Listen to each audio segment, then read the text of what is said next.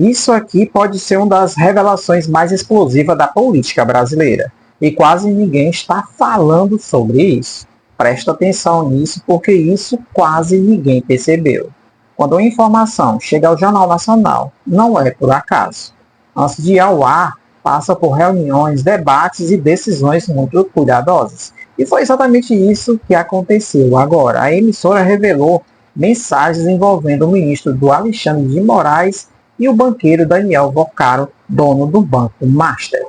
Mas o detalhe que chamou a atenção, família, não foi só a conversa, foi o tipo de mensagem, segundo a reportagem, baseada em informações publicadas no O Globo. Algumas respostas foram enviadas com visualização única, ou seja, mensagens que somem depois que a pessoa lê. Frases curtas, sem registros e sem história. E aí vem a parte que muita gente não percebeu. Essas mensagens teriam sido trocadas no mesmo dia em que Vocaro foi preso. No meio da conversa, o banqueiro pergunta se havia alguma novidade ou se algo poderia ser bloqueado. Resposta do ministro: não aparece, porque logo depois surgem 3 mensagens de visualização única. E tem mais um detalhe curioso nessa história. Vocaro também teria relatado uma reunião no Palácio do Planalto com a presença do presidente Luiz Inácio Lula da Silva e ministros do governo. Tudo isso acontecendo nos bastidores, longe dos holofotes. Agora pensa aqui comigo, se tudo isso realmente aconteceu, família, por que usar mensagem que desaparece, família? E mais importante, o que exatamente foi dito nessas mensagens que ninguém pode mais ver? Mas segura mais um detalhe aqui, porque a história fica ainda mais estranha, família, depois que essas mensagens vieram à tona. Começou a aparecer outro ponto que levantou ainda mais suspeitas. Segundo reportagens publicadas no Globo, o banqueiro Daniel Vocaro também comentou sobre uma reunião que teria acontecido no Palácio aí do Planalto.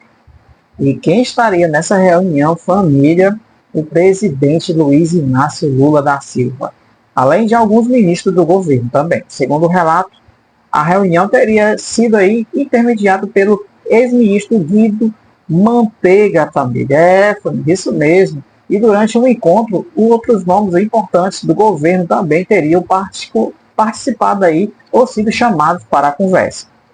Ou seja, não estamos falando aí de uma conversa qualquer, estamos falando aí de bastidores do poder. Agora junta tudo, família. Mensagem com visualização única, conversas no mesmo dia da prisão, reuniões aí de alto nível em Brasília e o nome do ministro do Supremo Tribunal Federal, Alexandre de Moraes, aparecendo aí no meio de toda esta história. É por isso que muita gente começou a levantar uma pergunta incômoda, família. Será que essas conexões precisam ser explicadas com mais transparência ou será que ainda existe muita coisa acontecendo nos bastidores que o público não conhece? E tem outro ponto importante. Quando um caso desses começa a aparecer até no Jornal Nacional, significa que o assunto já saiu completamente do controle dos bastidores. Porque milhões de brasileiros passam a ver a informação ao mesmo tempo. E aí a pressão aumenta. A pergunta que fica agora é simples. E ao mesmo tempo explosiva.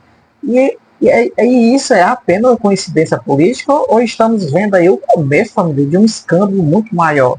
Agora eu quero saber de você, quero saber da sua opinião.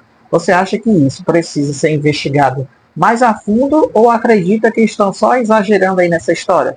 Comenta aqui embaixo porque eu quero ler aí a sua opinião. E se você quer continuar recebendo notícias e análises que muita gente não mostra, já se inscreve agora no canal e deixa o seu like para ativar mais aí o vídeo para muitas pessoas aí chegarem aí, né? Então tá aí. E não se esqueça de ativar o sininho também.